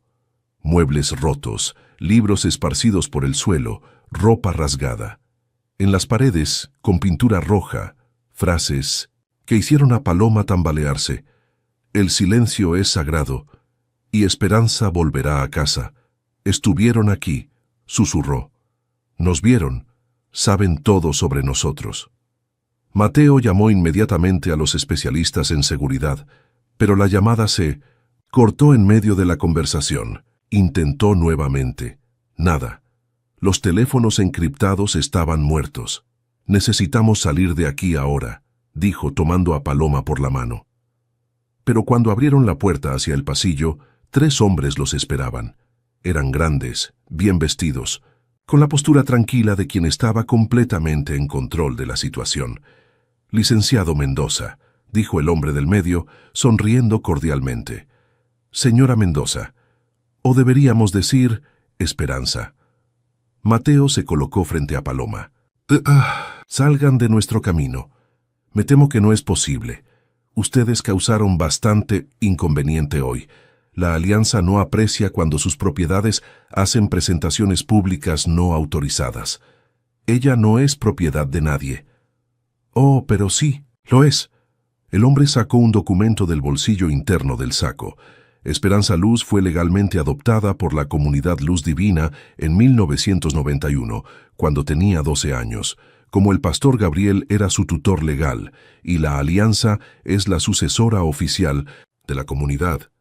Técnicamente ella todavía está bajo nuestra protección. Paloma sintió las piernas debilitarse. «Eso no es posible. Conseguí documentos nuevos, una identidad nueva». «Documentos falsos, querida. Tu verdadera identidad nunca fue legalmente alterada. Esperanza Luz todavía existe en los registros oficiales, y Esperanza Luz todavía tiene obligaciones que cumplir». Mateo avanzó sobre los hombres, pero uno de ellos sacó un arma con movimientos fluidos. «No recomendamos resistencia, licenciado Mendoza. Eso solo haría las cosas desagradables para todos los involucrados. ¿Qué quieren?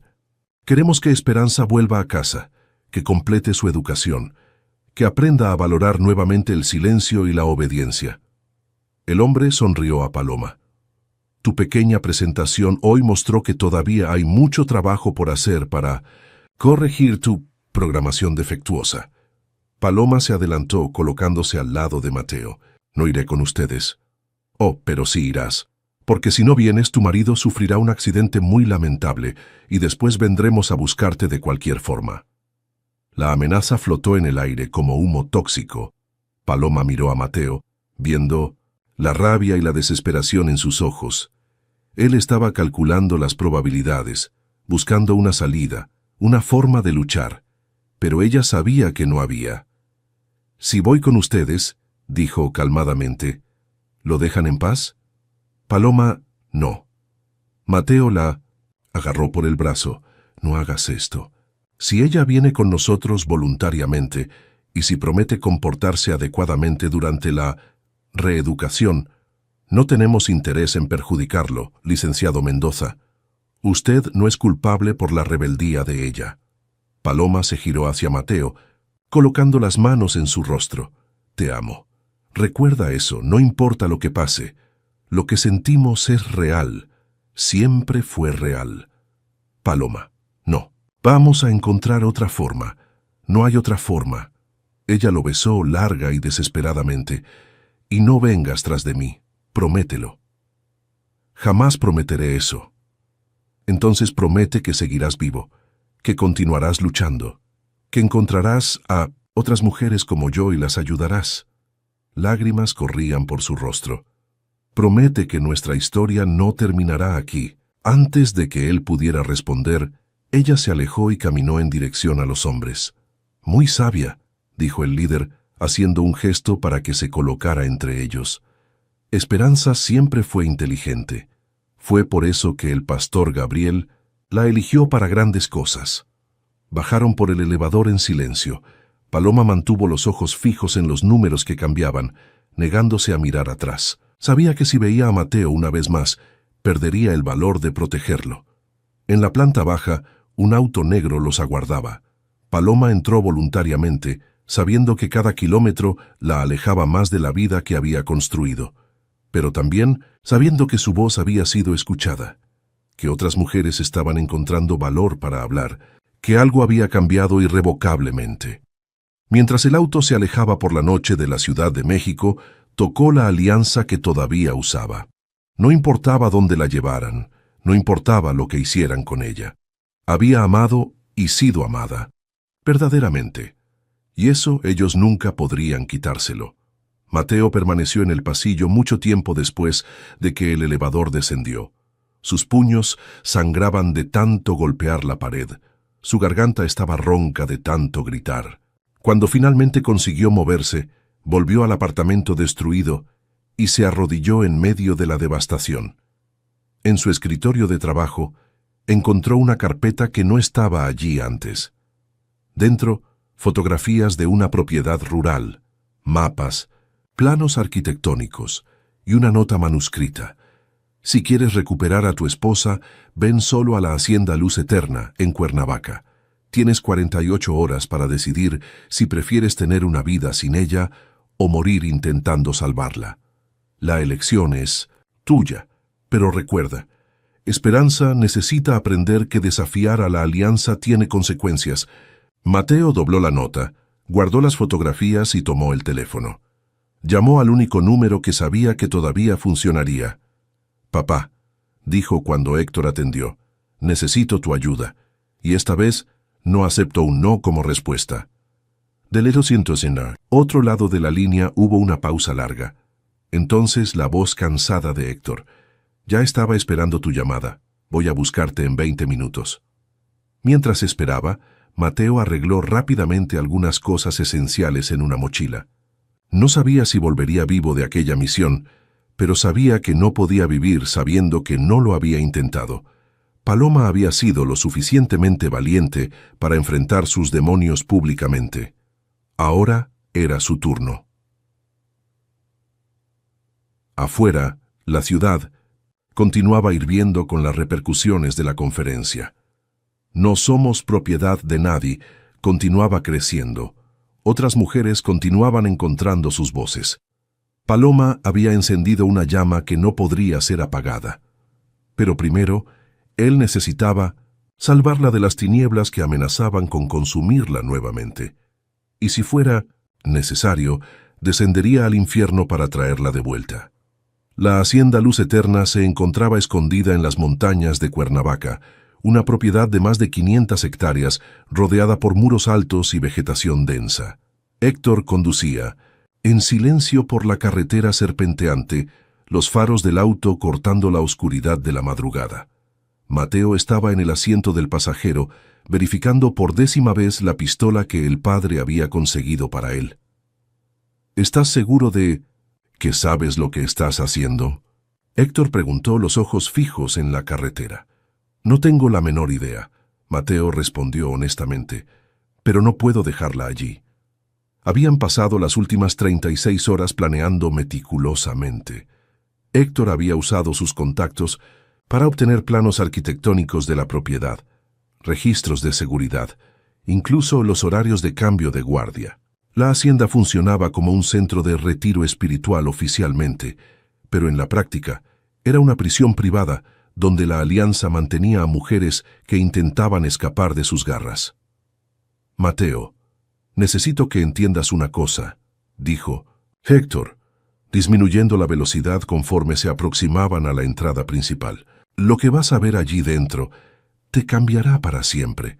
Esas personas no tienen límites morales, y si nos atrapan... Lo sé. Mateo revisó el reloj. 3 de la mañana. ¿Es ahora o nunca? Detuvieron el auto a 2 kilómetros de la entrada principal, escondiéndolo en un sendero secundario cubierto por vegetación. A partir de allí seguirían a pie, usando un camino que Héctor conocía de los tiempos en que frecuentaba la propiedad. La caminata por la vegetación fue tensa y silenciosa. Ramas se quebraban bajo sus pies, insectos zumbaban alrededor de sus cabezas, y con cada sombra que se movía, Mateo sentía el corazón acelerarse. Después de 40 minutos, finalmente divisaron las luces de la hacienda a través de los árboles. Era más grande de lo que Mateo había imaginado. El complejo principal consistía en una casa sede colonial restaurada, rodeada por varias construcciones menores que parecían dormitorios o celdas. Reflectores iluminaban el perímetro y guardias armados patrullaban en intervalos regulares. Allí, Héctor señaló un edificio separado de los otros. Es donde mantienen a las mujeres en reeducación intensiva. Si Paloma está aquí, es allí donde estará. Mientras tanto, a 300 metros de allí, Paloma estaba despierta en su celda, observando la luna a través de una pequeña ventana con rejas. Había llegado allí hacía 2 días, y desde entonces había sido sometida a un régimen brutal de privación de sueño, ayuno forzado y sesiones de corrección, donde hombres que se decían terapeutas intentaban deconstruir todo lo que ella había aprendido sobre sí misma. Pero Paloma ya no era la niña asustada de 12 años que ellos habían moldeado décadas atrás. Cada intento de quebrar su determinación solo la fortalecía más. Cuando intentaban hacerla repetir mantras sobre obediencia y sumisión, ella recitaba mentalmente fragmentos de la conferencia que había dado. Cuando la privaban de comida para purificar su espíritu, ella recordaba el sabor de las cenas que preparaba con Mateo. Cuando intentaban convencerla de que el amor que sentía era artificial, ella se aferraba al recuerdo de cada toque, cada beso, cada momento de ternura genuina. «Estás resistiendo más de lo que esperábamos, Esperanza», dijo el doctor Ortega, el psicólogo de la Alianza, durante una de las sesiones nocturnas. Era un hombre delgado, de anteojos, que hablaba con la voz suave de quien creía genuinamente estar haciendo un bien. Pero eso es solo prueba de que la corrupción se profundizó más de lo que imaginábamos. Paloma lo encaró con ojos que no demostraban miedo. «Mi nombre es Paloma, y no soy su propiedad. Mira, Es exactamente ese tipo de pensamiento distorsionado que necesitamos corregir. Fuiste criada para servir, para amar incondicionalmente, para encontrar propósito en la entrega total. Ese concepto de individualidad que el mundo exterior te enseñó es una ilusión peligrosa. La única ilusión aquí es ustedes creyendo que pueden quebrar personas y llamar a eso amor.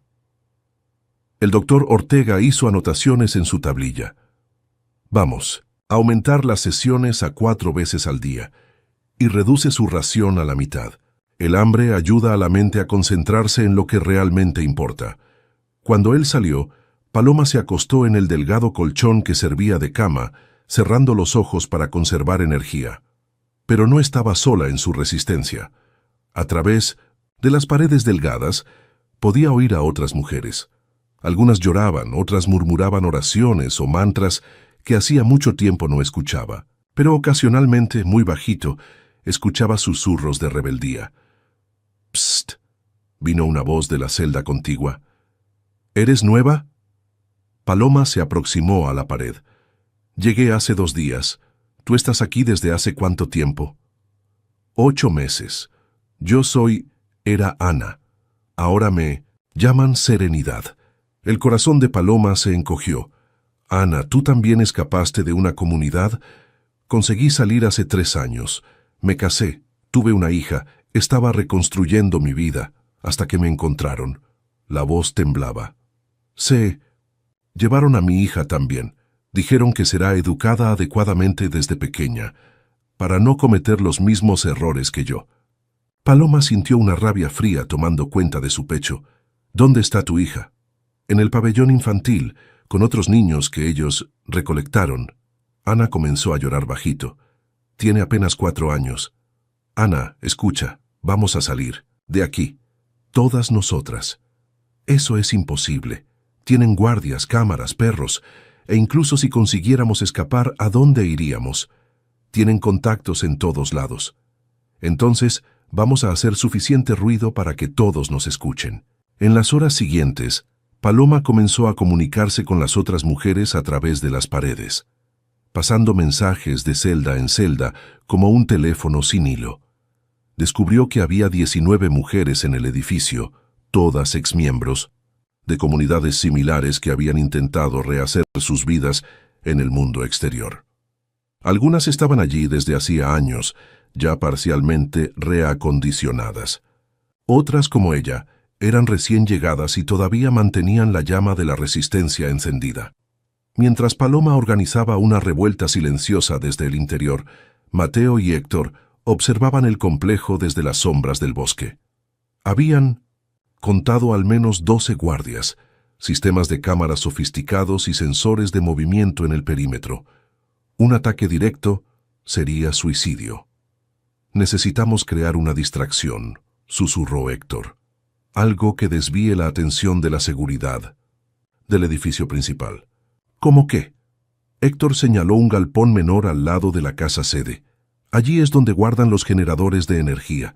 Si conseguimos causar un incendio controlado, disparará alarmas y hará que la mitad de los guardias corra hacia allá. Y la otra mitad estará ocupada con el caos. Es nuestra única oportunidad». Pasaron la hora siguiente posicionándose estratégicamente. Héctor se dirigió al galpón de los generadores, mientras Mateo se aproximó al edificio, donde creían que Paloma estaba presa. El plan era simple. En cuanto la alarma sonara, Mateo tendría tal vez 15 minutos antes de que la situación se normalizara. A las 4:30 de la madrugada, una explosión iluminó la noche. El galpón de los generadores se incendió rápidamente, enviando una columna de humo negro hacia el cielo. Sirenas comenzaron a sonar, luces de emergencia se encendieron y guardias corrieron desde todas las direcciones para contener el incendio. Mateo aprovechó la confusión para aproximarse al edificio de detención. Forzó una ventana en la parte trasera y se infiltró en un pasillo mal iluminado. El lugar olía a desinfectante y miedo, recordándole más a un hospital psiquiátrico que a un retiro espiritual. «¡Paloma!», llamó en voz baja, tratando de no alertar a ningún guardia que pudiera haberse quedado atrás. «¿Mateo?». La voz de ella vino de algún lugar a su izquierda. «Mateo, ¿estás aquí?» Él siguió la voz hasta encontrar una puerta de metal con una pequeña ventanilla. Paloma estaba del otro lado, pálida y más delgada, pero con los ojos brillando de alivio y determinación. «¿Cómo me encontraste?» «Mi padre me ayudó. Tenemos que salir de aquí ahora». «No puedo». La respuesta lo sorprendió.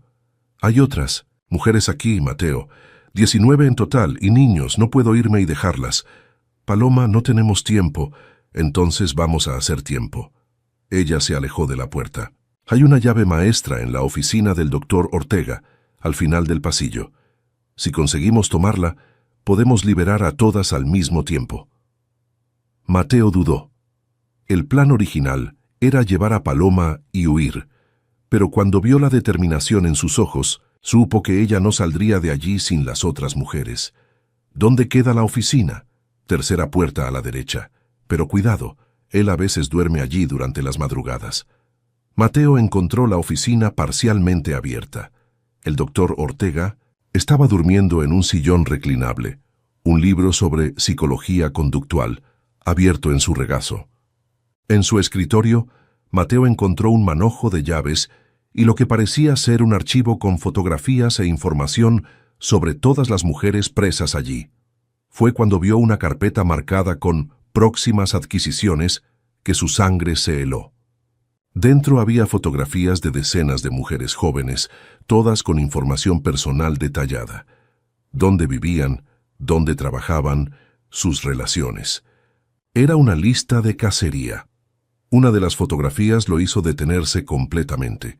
Era su colega de trabajo, Carolina, que había mencionado casualmente en una conversación haber crecido en un orfanato religioso en el interior. Estaba marcada como prioridad alta para recuperación. El doctor Ortega se movió en el sillón y Mateo rápidamente tomó las llaves y se dirigió de 1900 vuelta a las celdas. Pero cuando llegó al pasillo, encontró a Paloma ya fuera de su celda, usando un clip improvisado para abrir las cerraduras de las otras puertas. «Como tú, habilidades que nunca olvidé», dijo ella con una sonrisa amarga. «Mateo, necesitamos apresurarnos. El incendio no va a distraerlos por mucho más tiempo». Una a una, las mujeres comenzaron a salir de sus celdas. Algunas estaban visiblemente traumatizadas, otras parecían confusas, como si acabaran de despertar de un mal sueño. Ana fue una de las primeras en aproximarse a Paloma. «Realmente viniste a buscarnos», susurró, lágrimas en los ojos. «Todas vamos a salir de aquí. Pero primero, ¿dónde están los niños?» «Pabellón 2, del otro lado de la propiedad. Pero es imposible llegar allí sin ser vistas». Fue entonces cuando oyeron pasos pesados en el pasillo principal. Alguien había percibido que algo andaba. «Mal situadas atrás», Mateo susurró, empujando a las mujeres hacia dentro de las celdas nuevamente. «Finjan que todavía están presas». 3 guardias aparecieron en el pasillo, armados y alerta. Mateo se escondió detrás de una columna, conteniendo la respiración mientras pasaban, revisando rápidamente cada celda. «Todo normal aquí», uno de ellos habló por radio. «Debe haber sido una falsa alarma». Cuando se alejaron, Paloma salió de su celda nuevamente. «Mateo, escucha, tú necesitas ir a buscar a los niños. Yo me quedaré aquí organizando a las otras mujeres. No voy a dejarte sola». «No me estás dejando, estás confiando en mí». Ella sostuvo el rostro de él entre las manos. «Estas mujeres necesitan a alguien que entienda por lo que pasaron, y esos niños no pueden crecer como yo crecí». Mateo sabía que ella tenía razón, pero la idea de separarse de ella nuevamente hacía que su pecho se apretara de ansiedad. 15 minutos, dijo. «Si no vuelvo en 15 minutos, ustedes huyan sin mí». 20. 15. Ella lo besó rápidamente. 20. «Y Mateo, cuidado, ellos no dudarán en disparar». Mateo se dirigió hacia el pabellón infantil a través de un laberinto de pasillos de servicio que Héctor había mapeado. El lugar era aún más perturbador que el edificio de las mujeres. Parecía un jardín de infancia normal, con dibujos coloridos en las paredes y juguetes esparcidos por el suelo. Pero había algo profundamente erróneo en la perfección artificial de aquel ambiente. Encontró a 8 niños durmiendo en cuartos individuales, con edades entre 3 y 10 años. Algunos despertaron cuando él abrió las puertas, mirándolo, con una mezcla de miedo y esperanza que partió su corazón. «Vine a buscarlos», susurró a una niña de cabellos rizados que no podía tener más de 5 años. «Vamos a encontrar a sus madres». «¿Mamá está aquí?», preguntó con una voz pequeña. «Sí, y te está esperando». Guiar a 8 niños asustados a través de una propiedad vigilada fue más difícil de lo que Mateo había imaginado. Se agarraban a él, algunos llorando bajito, otros tan traumatizados que parecían estar en shock. Tuvo que cargar a los más pequeños en brazos, susurrando palabras de aliento, mientras navegaba por los pasillos oscuros. Cuando finalmente regresó al edificio de detención, encontró un escenario que lo llenó simultáneamente de orgullo y terror. Paloma había organizado a las mujeres en una operación de rescate coordinada.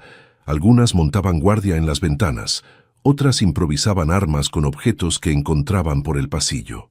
Todas parecían haber recuperado algo que habían perdido, una chispa de lucha, de dignidad, de poder personal. «¡Ana!». La niña de cabellos rizados corrió hacia los brazos de una de las mujeres, que se desplomó en lágrimas al ver a su hija. Fue un momento de alegría pura en medio de tanto horror. Otros niños encontraron a sus madres, hermanas mayores, conocidas. Aquellas que estaban solas fueron inmediatamente adoptadas por el grupo, que se transformó en una familia improvisada de sobrevivientes. «Ahora necesitamos salir de aquí», dijo Paloma, asumiendo naturalmente el liderazgo del grupo. «Mateo, tu padre todavía está afuera». «Debería estar. Pero no sé si el plan original todavía funciona con tanta gente». Fue entonces cuando oyeron el sonido que todos temían, sirenas de policía aproximándose. Pero no eran sirenas de una operación de rescate. Eran demasiadas viniendo de direcciones diferentes. «Llamaron refuerzos», susurró una de las mujeres, aterrorizada. Paloma se dirigió a la ventana, observando las luces azules y rojas que se aproximaban por el camino. «Principal, no son refuerzos», dijo, una nota de incredulidad en la voz. «Es la policía de verdad, y periodistas». Afuera, Héctor observaba la escena desarrollarse con una mezcla de alivio y aprensión. Después de comenzar el incendio, no había huido, como estaba planeado. En vez de eso, había usado un teléfono satelital para hacer una serie de llamadas a contactos que había cultivado durante décadas. Periodistas de investigación, fiscales honestos, activistas de derechos humanos. La conferencia viral de Paloma había creado una atención pública que él supo cómo canalizar. En pocas horas, había orquestado una operación que trajo no solo a la policía, sino representantes del ministerio, público, de la prensa nacional e internacional, y organizaciones de derechos humanos. Licenciado Mendoza, uno de los guardias de la hacienda, lo encontró escondido en la vegetación. «Usted no debería estar aquí». «Tiene razón», Héctor respondió calmadamente, levantando las manos. «No debería. Ninguno de nosotros debería». Dentro del edificio, Paloma reunió a todas las mujeres y niños. «Escuchen», dijo la voz firme y clara.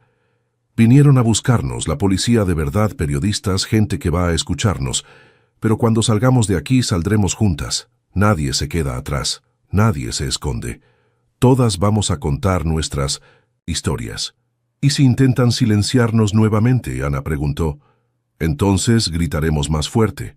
Paloma sonrió, y había algo feroz y hermoso en aquella expresión. «Ellos pudieron mantenernos en silencio antes, pero ahora nos tenemos unas a otras. Y juntas somos más fuertes que cualquier alianza». Cuando las puertas del edificio se abrieron y las cámaras de televisión capturaron la imagen de 27 mujeres y niños saliendo juntos hacia la libertad, fue un momento que quedaría grabado para siempre en la historia de los derechos humanos en México. Paloma encontró los ojos de Mateo en medio de la confusión y supo que habían conseguido algo imposible. No solo escapar, sino exponer todo el sistema que mantenía a personas como propiedades. Pero conforme los autos de policía se llenaban de miembros de la alianza siendo arrestados, ella sabía que la lucha apenas comenzaba. Porque había otras haciendas, otras propiedades, otros hombres poderosos que todavía creían que podían comprar y vender vidas humanas. Y ella estaba determinada a encontrar a cada uno de ellos. 6 meses habían pasado desde la operación en la Hacienda Luz Eterna, y México todavía reverberaba con las ondas de choque de aquel que se había vuelto conocido como el caso de la Alianza de los Puros. La cobertura periodística había expuesto una red de tráfico humano que se extendía por todo el país, involucrando a figuras prominentes de la sociedad en un esquema de compra y venta de mujeres y niños disfrazado de práctica religiosa.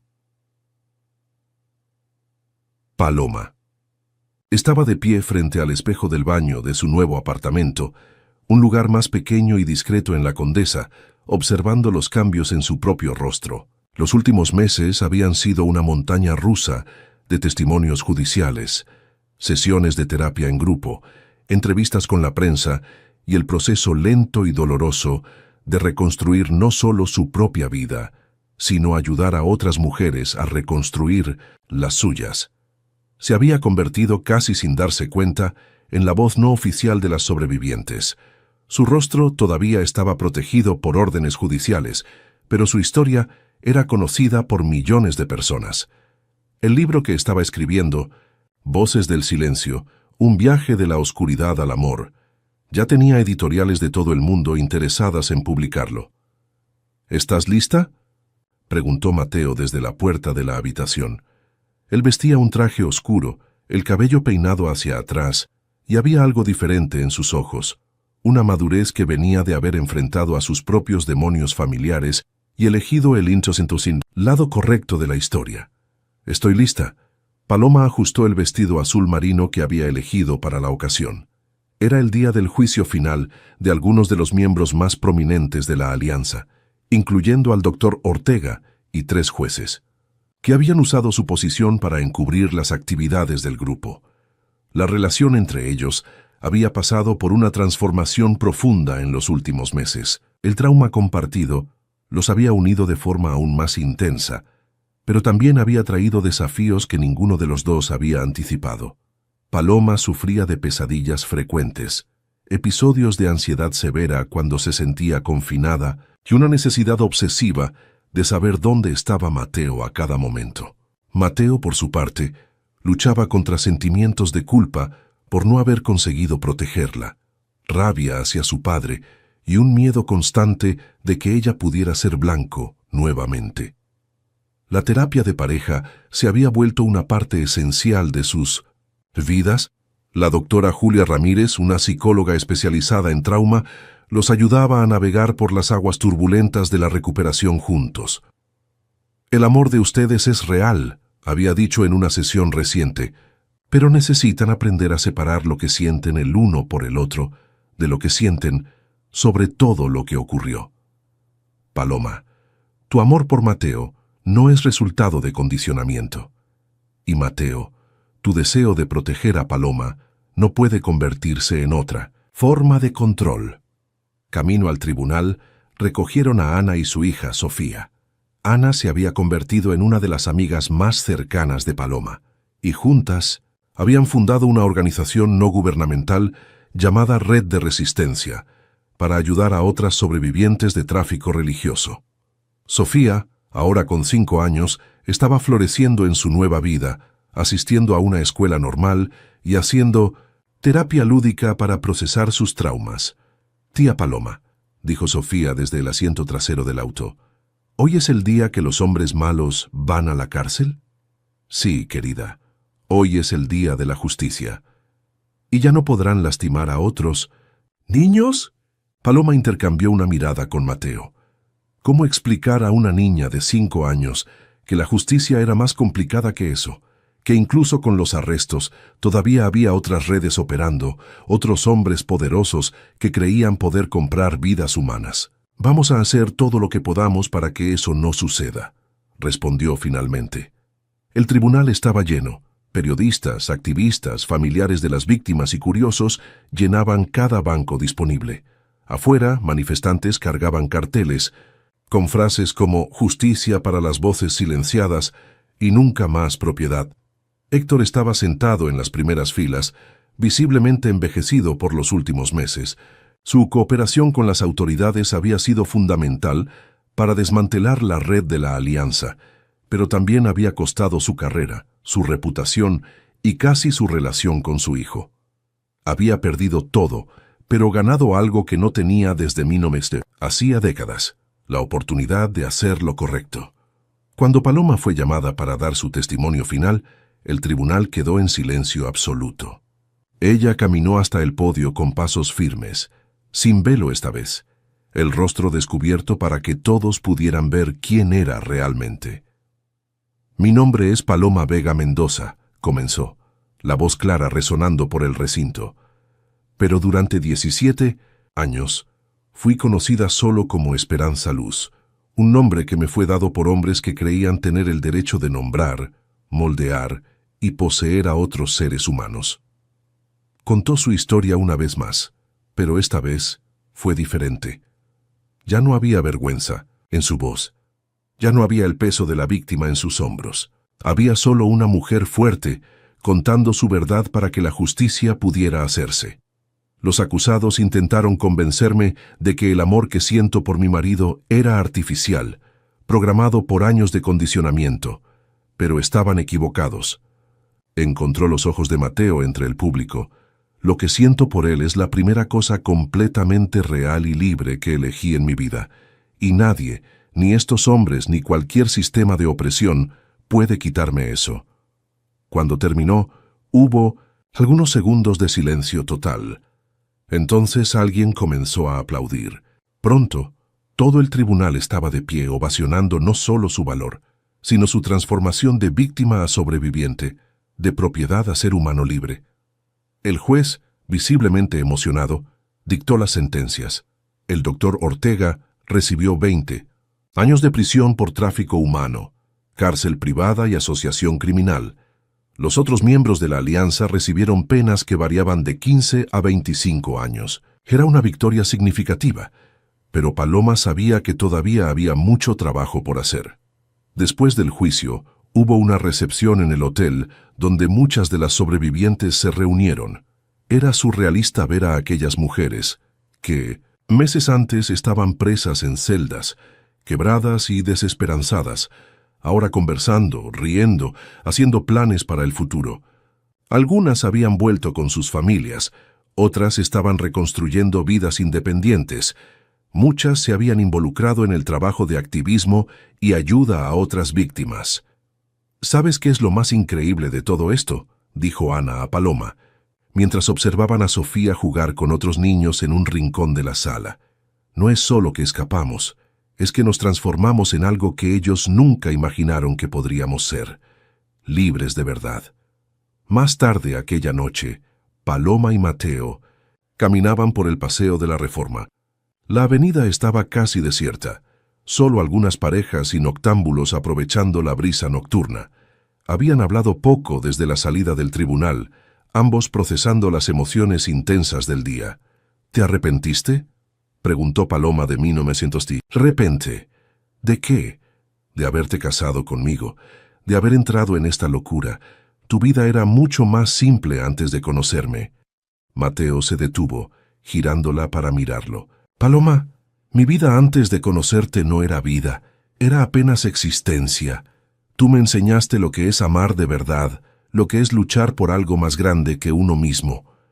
Incluso después de todo, incluso sabiendo que cargaré estas cicatrices para siempre. Especialmente por eso». Él sostuvo el rostro de ella entre las manos. «Tus cicatrices no te definen, Paloma. Tu fuerza te define. Tu capacidad de amar después de tanto odio te define. Tu valor de hablar cuando querían mantenerte en silencio te define». Se besaron allí en la acera con el sonido de los autos al fondo y la luna llena iluminando el cielo. Pero esta vez fue diferente. No había desesperación, no había miedo a la pérdida, no había la sombra de amenazas externas. Era solo amor, puro, elegido, libre. Mateo, susurró ella contra sus labios, quiero renovar nuestros votos. ¿Qué? Nos casamos cuando yo todavía estaba huyendo de mi pasado, cuando tú todavía no sabías toda la verdad sobre quién era yo. Quiero casarme contigo nuevamente, ahora que somos completamente honestos el uno con el otro. Él sonrió, aquella sonrisa que la hacía sentir que podría conquistar el mundo. ¿Cuándo? Cuando quieras, donde quieras, pero esta vez quiero que sea una celebración real, con todas las mujeres que rescatamos, con Ana y Sofía, incluso con tu padre si tú quieres. La idea de incluir a Héctor en la celebración era algo que habían discutido en terapia. La relación entre padre e hijo se estaba reconstruyendo lentamente, basada ahora en honestidad brutal en vez de las mentiras elegantes que habían caracterizado su convivencia anterior.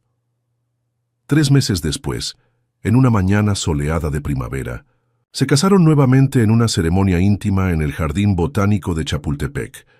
Paloma usaba un vestido simple de seda blanca, elegido por ella misma, sin la influencia de tradiciones o expectativas que no fueran suyas. Mateo estaba radiante, en un traje claro, los ojos brillando de felicidad genuina. Ana fue su madrina, Sofía fue la damita que esparcía pétalos de rosa por el camino. Héctor, visiblemente emocionado, condujo a Paloma hasta el altar, no para entregarla a otro hombre, sino para simbolizar que ella había encontrado una familia que la elegía y era elegida por ella. La celebrante fue la doctora Julia, que se había convertido en más que una terapeuta. Era una amiga querida que los había ayudado a navegar por las aguas más turbulentas de su relación. Paloma y Mateo, dijo, ustedes ya pasaron por la prueba más difícil que un amor puede enfrentar. Se encontraron en la oscuridad, se protegieron mutuamente, lucharon lado a lado contra fuerzas que querían separarlos. Hoy no están solo casándose, están celebrando la victoria del amor sobre el miedo, de la elección sobre la imposición, de la libertad sobre la opresión. Cuando llegó la hora de los votos, Paloma habló primero. Mateo, cuando nos conocimos, yo todavía creía que no, merecía ser amada. Tú me enseñaste que el amor no es algo que se merece, es algo que se elige dar y recibir. Prometo continuar eligiéndote todos los días, no porque fui programada para eso, sino porque mi corazón libre te elige siempre. Prometo ser tu compañera en la lucha por un mundo donde ningún niño tenga que pasar por lo que yo pasé, donde ninguna mujer sea vista como propiedad, donde el amor sea siempre una elección libre. Mateo, con lágrimas en los ojos, respondió, Paloma, tú me enseñaste que el valor no es la ausencia de miedo, es hacer lo correcto, incluso cuando se está muriendo de miedo. Prometo protegerte no intentando controlarte, sino apoyándote en cada batalla que elijas luchar. Prometo ser tu puerto seguro en los días difíciles y tu compañero de aventuras en los días buenos. Y prometo nunca, jamás, tomar tu libertad como garantizada. Cuando se besaron para sellar los votos renovados, hubo algo mágico en el aire. Las otras mujeres presentes, sobrevivientes como Paloma que habían encontrado sus propias formas de reconstruir sus vidas, aplaudieron no solo a la pareja, sino todo lo que aquel momento representaba. La fiesta fue pequeña pero significativa. Hubo discursos emocionantes, risas genuinas, y por primera vez en mucho tiempo, Paloma se permitió sentir esperanza pura sobre el futuro. Héctor se aproximó a ella durante la recepción, pareciendo más viejo pero también más humano de lo que jamás lo había visto. Paloma, dijo vacilante, sé que no tengo el derecho de estar aquí. Sé que participé en cosas terribles, que fui cómplice de tu sufrimiento. Héctor, por favor, déjame terminar. Quiero que sepas que lo que tú y Mateo hicieron, el valor que demostraron, me dio la oportunidad de intentar ser un hombre mejor. No puedo deshacer el pasado, pero puedo trabajar por un futuro mejor. Paloma lo estudió por un largo momento. Veía en él ecos del hombre que había frecuentado la comunidad, pero también veía a alguien genuinamente arrepentido, alguien tratando de encontrar redención, a través de acciones en vez de palabras vacías. La red de resistencia siempre necesita ayuda legal pro bono, dijo finalmente, si realmente quieres hacer la diferencia. Los ojos de él se llenaron de lágrimas. Sería un honor. Años más tarde, Paloma miraría hacia atrás e identificaría aquel momento como el punto de inflexión real, no solo para ella y Mateo, sino para toda la familia que habían creado a su alrededor. Porque familia, había aprendido, no era algo en lo que se nacía. Era algo que se construía con elecciones diarias de amor, apoyo y lealtad. La red de resistencia creció exponencialmente en los años siguientes. Con el apoyo legal de Héctor y una red de psicólogos, trabajadores sociales y activistas, consiguieron rescatar a cientos de mujeres y niños de situaciones similares. Paloma se convirtió en una conferencista reconocida internacionalmente, pero nunca perdió el enfoque en el trabajo de base. Siempre había tiempo para sentarse con una sobreviviente recién llegada, para sostener la mano de alguien durante una sesión de terapia, para recordar a otras mujeres que eran más fuertes que cualquier sistema que intentara quebrarlas. Ana se convirtió en coordinadora operacional de la organización, usando su experiencia como sobreviviente para desarrollar protocolos de atención más eficaces. Sofía creció en una comunidad extendida de tías y tíos que habían elegido ser familia unos de otros, y se había convertido en una niña confiada y cariñosa que soñaba con ser doctora de corazones heridos cuando creciera. Mateo había cambiado su práctica de abogacía para especializarse en casos de derechos humanos y tráfico de personas. Trabajaba directamente con organizaciones internacionales, ayudando a desarrollar legislación más eficaz para combatir redes de explotación. La pareja había encontrado una forma de transformar su trauma personal en una misión compartida de justicia. En una tarde de otoño, 5 años después de su segundo matrimonio, Paloma estaba en su oficina en casa, trabajando en la segunda edición de su libro, cuando Mateo llegó con una expresión que ella no consiguió descifrar. ¿Qué pasó?, se preguntó, conociéndolo lo suficiente para saber que algo importante había ocurrido. Acabo de recibir una llamada de la fiscalía. Encontraron otra propiedad. En Michoacán, 23 mujeres, 12 niños. Paloma sintió la familiar mezcla de rabia y determinación subir en su pecho. ¿Cuándo podemos ir? Paloma, no necesitas ir personalmente a todos los rescates. Tenemos un equipo entrenado ahora. Lo sé, pero algunas cosas necesitamos hacerlas personalmente. Guardó el documento en la computadora y se levantó. Además, esas mujeres necesitarán ver que es posible sobrevivir, que es posible construir una vida hermosa después. Él sonrió, aquella sonrisa que todavía la hacía sentir mariposas en el estómago después de todos esos años. Por eso, te amo. Tu capacidad infinita de transformar dolor en propósito. Y yo te amo porque nunca intentas impedirme ser quien elijo ser. Aquella noche, mientras hacían las maletas para una misión de rescate más, Paloma se permitió un momento de reflexión sobre el camino que habían recorrido. Había comenzado como una mujer quebrada, atormentada por décadas de abuso, incapaz de confiar en su propio corazón. Ahora era una mujer completa, una guerrera, una voz para las voces silenciadas. Más importante aún, había encontrado un amor que no la disminuía, sino que la expandía. Un amor que no la poseía, sino que la liberaba. Un amor que no la definía, sino que la apoyaba mientras ella se definía a sí misma. Mateo, dijo mientras doblaba una blusa, ¿crees que nuestros hijos entenderán por qué elegimos esta vida? Era la primera vez que mencionaba hijos directamente. Habían conversado sobre eso en terapia, discutido las complejidades de criar niños cuando se cargaba tanto trauma, pero siempre de forma abstracta. ¿Nuestros hijos?, repitió él, dejando de arreglar su propia ropa. Sé que no es el momento ideal y sé que sería complicado, pero respiró profundamente. Quiero criar niños que crezcan sabiendo que tienen opciones, que crezcan viendo que es posible luchar contra injusticias, que crezcan en un hogar lleno de amor genuino. Mateo se acercó a ella, envolviéndola en sus brazos. ¿Estás segura? Después de todo, especialmente después de todo. Quiero mostrar al mundo que mujeres como yo no solo somos capaces de sobrevivir, somos capaces de crear vida, de nutrir, de amar completamente. Levantó el rostro para mirarlo, pero solo si tú también lo deseas. Paloma Vega Mendoza, dijo, besándola suavemente.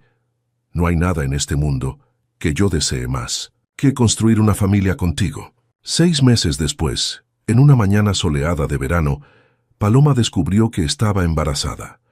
La noticia llegó el mismo día en que recibieron confirmación de que la última célula conocida de la Alianza de los Puros había sido desmantelada por la Policía Federal. Mientras sostenía la prueba de embarazo, observando las 2 líneas que confirmaban una nueva vida creciendo dentro de ella, Paloma sintió una paz profunda que no experimentaba desde hacía años. Había algo poéticamente perfecto en el hecho de que en el exacto momento en que vencían definitivamente a las fuerzas que intentaron destruirla, ella descubría que estaba creando nueva vida. Mateo la encontró llorando en la cocina, pero eran lágrimas de alegría pura.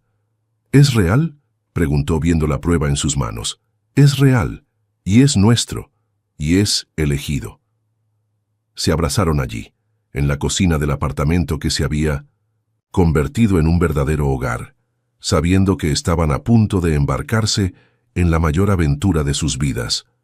Una aventura que había comenzado con una mujer quebrada y un hombre en busca de propósito, y que ahora incluía una familia creciente, una organización que salvaba vidas, y un amor que había probado ser más fuerte que cualquier oscuridad. Aquella noche, mientras Paloma dormía tranquila en los brazos de Mateo, él hizo una promesa silenciosa al niño que crecía en el vientre de ella.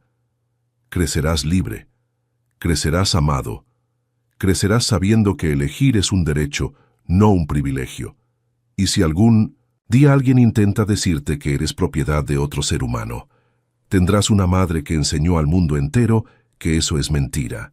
Y así, lo que había comenzado como una historia de romance oscuro, de secretos y traumas, de propiedad y control, se transformó en una historia de renacimiento, de elección, de familia construida sobre los cimientos del amor verdadero.